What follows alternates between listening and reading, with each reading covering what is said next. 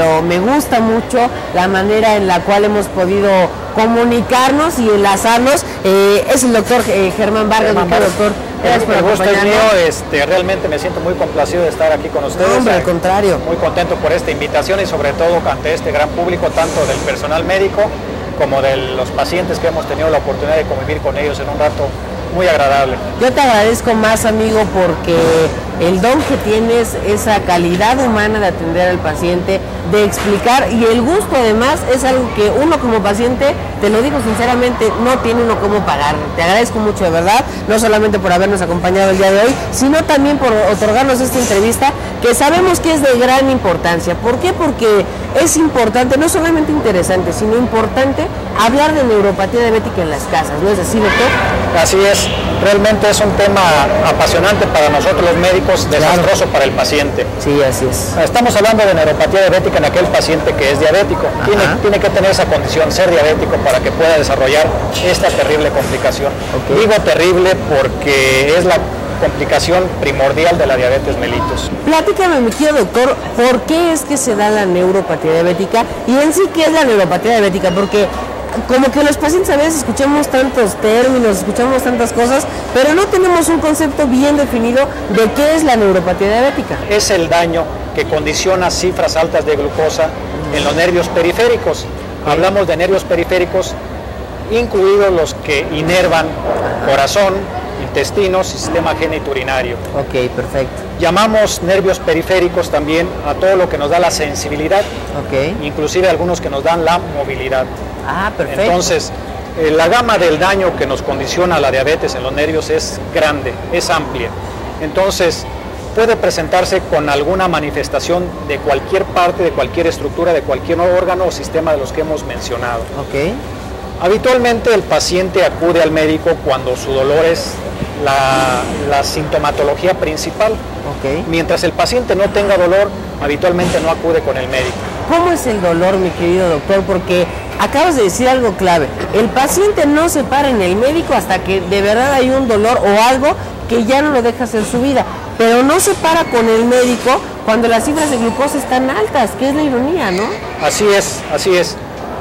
Vamos a comentar lo siguiente. De los pacientes con neuropatía diabética, solamente el 30% aproximadamente son los que desarrollan dolor.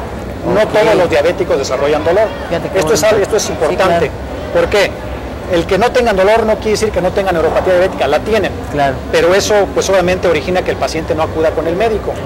Y nosotros los médicos pues tampoco exploramos ni interrogamos al paciente acerca de la neuropatía diabética. Entonces esto sí es muy complicado tanto para el paciente, sobre todo para el paciente que es el que sufre las consecuencias. Claro. Cuando el paciente llega por el dolor, pues el diagnóstico lo está gritando. Doctor, tengo dolor, ayúdeme.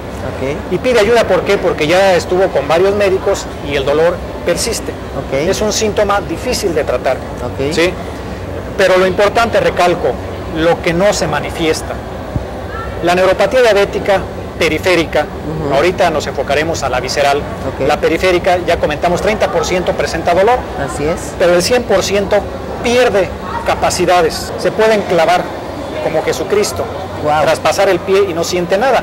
Precisamente por eso muchos pacientes traen sus zapatos apretados, se les hacen ampollas, se infectan y terminan en amputación porque no sienten. Entonces es la pérdida de ciertas capacidades. Fíjate nada no más. Sienten dolor, no sienten presión, no sienten vibración, no sienten temperatura. Entonces eso se pierde.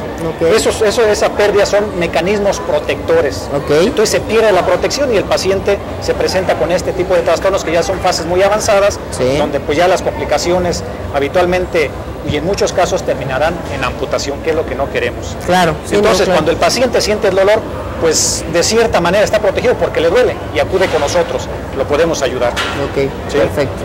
Comentamos también acerca de la neuropatía visceral. Exactamente, esto es muy común, doctor. ¿Qué pasa con aquellas personas que se resignan a que porque viven con diabetes tienen problemas de estreñimiento, tienen diarreas muy frecuentes? ¿Qué tan común es náusea, vómito, diarrea o estreñimiento? Esos son los trastornos gastrointestinales.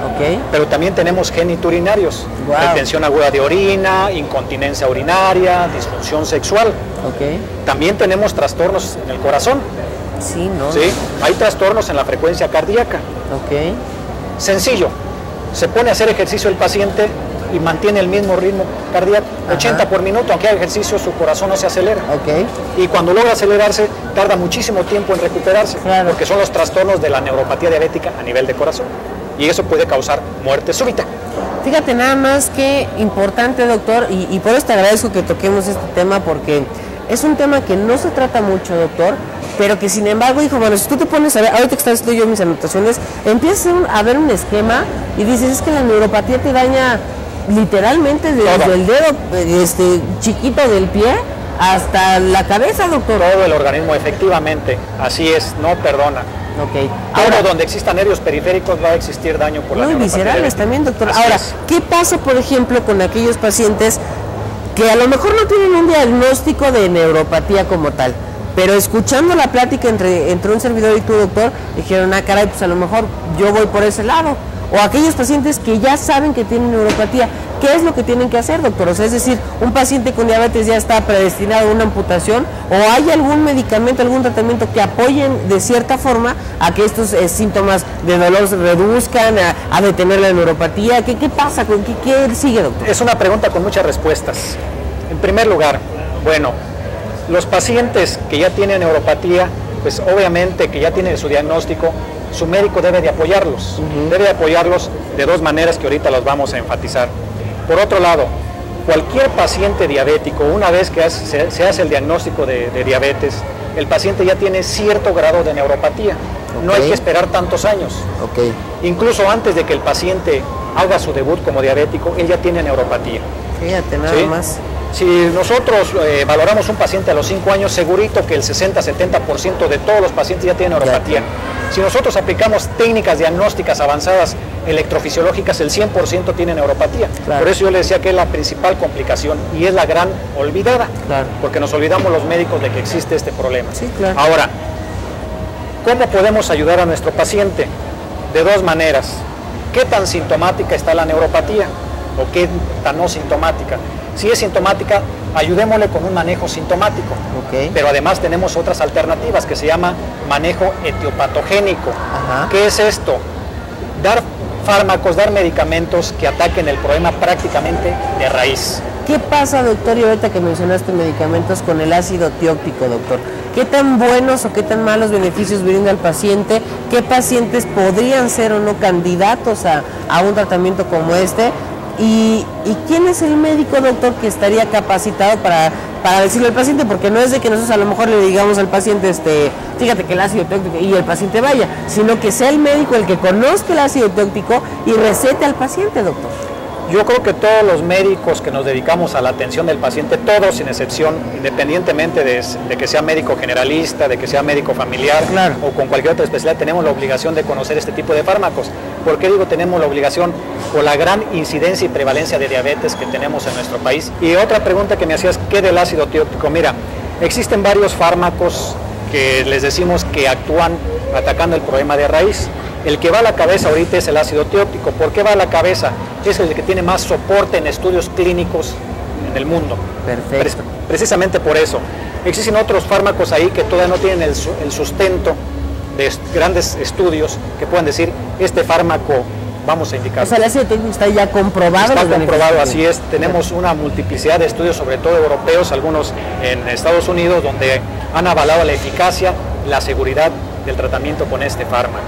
Doctor Germán Vargas, ¿qué te puedo decir? Es un placer, un verdadero privilegio, hermano. Como le dije desde un principio, por tu gran calidad humana, por esa sabiduría que tienes en lo que son esos temas. Te agradezco mucho el hecho que nos hayas regalado estos minutos, no solamente aquí para el programa de televisión, sino también como tal para la campaña Vamos por el Control. Pido un aplauso para el doctor Germán Vargas.